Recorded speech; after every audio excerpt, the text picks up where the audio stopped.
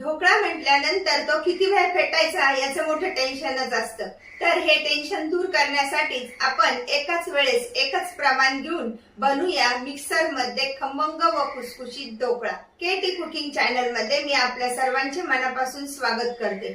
आज आपण बनवणार आहोत खमंग व खुसखुशीत ढोकळा. हे 1.5 वाटी चणा डाळीचं पीठ गाळून घेऊया.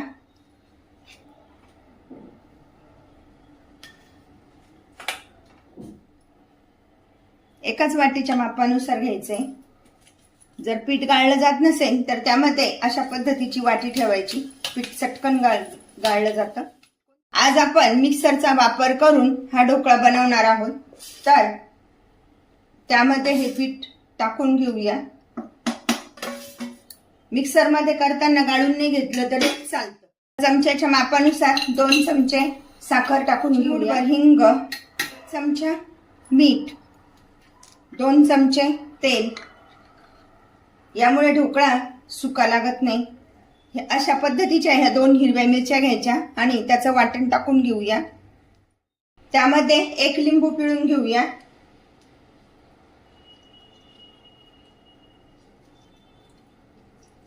एक मोठं लिंबू घ्यायचं.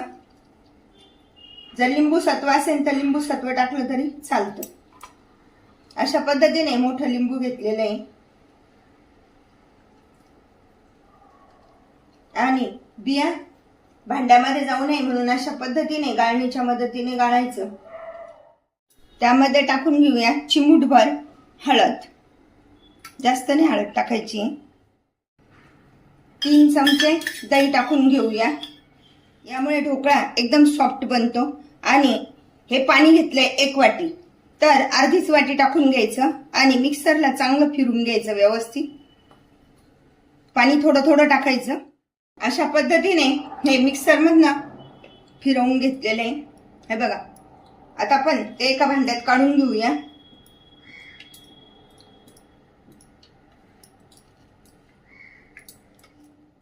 पद्धतीने जाळी बुडेल इतपत पाणी ठेवलेलं आहे. पाण्याला चांगली उकळी आली आहे. तोपर्यंत ही डिश आपण गरम होण्यासाठी याच्यामध्ये ठेवून देऊया. 1 इनोचं पॅकेट फ्रूट सॉल्टचं. अशा पद्धतीने आणि थोडंसं त्यावर पाणी टाकूया. 1 चमचा.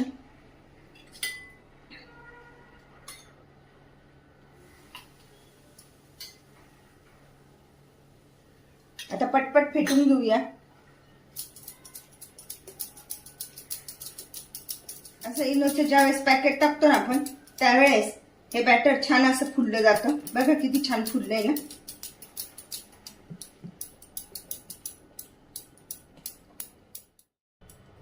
ताटली पण छान अशी वाफली गेली आहे.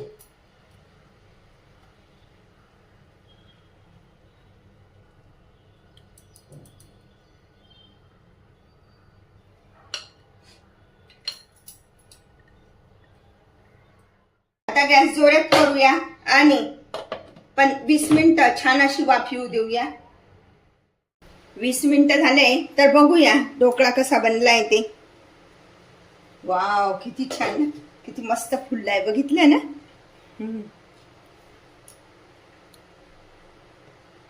आणि चाकू पण एकदम क्लीन आलाय. म्हणजे आपला ढोकळा खाण्यासाठी तयार झालाय. तर आता आपण हा थंड करण्यासाठी ठेवूया आणि तडका देऊन घेऊया. कढईमध्ये डाळीचं पीठ ज्या वाटीने घेतलेलं आहे त्या वाटीनुसार 1 वाटी पाणी ठेवूया. 4 चमचे साखर. यामुळे काय होतं, ढोकळा कोरडा लागत नाही आणि चवीला खूप छान लागतो. 4 चमचे साखर टाकून चांगलं उकळून घ्यायचंय. उकळायला तर चिमूटभर मीठ सुद्धा आपण टाकू शकतो. अशा पद्धतीने पाण्याला उकळी आली. गॅस बंद करूया आणि थंड होऊ देऊया. थंड झाल्यानंतरच हे पाणी आपण ढोकळ्यामध्ये टाकणार आहोत. ढोकळा पण थंड झाला पाहिजे आणि पाणी पण थंड झालं पाहिजे. त्यानंतरच आपण ते ढोकळ्यावर टाकायचं. म्हणजे ढोकळा खायला ओलसर लागतो, कोरडा लागत नाही. ढोकळा आपण या ताटामध्ये काढून घेऊया. वाव वाव, एकदम मस्त जाळी पडली आहे ना. आता आपण तो कापून घेऊया.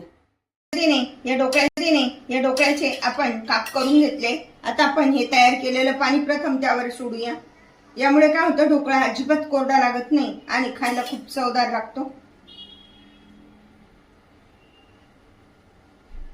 पण त्यासाठी या दोन्ही गोष्टी थंड असल्यानंतरच टाकायचंय.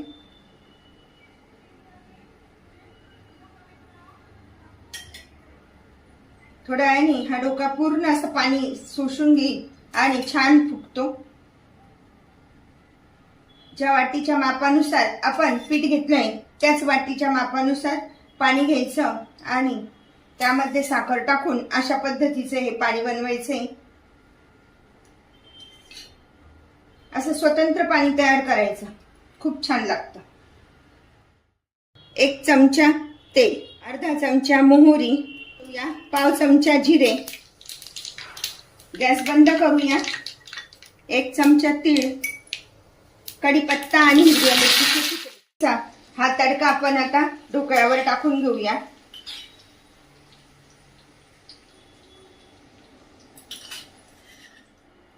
अशा पद्धतीचा हा खमंग आणि खुसखुशीत ढोकळा खाण्यासाठी तयार.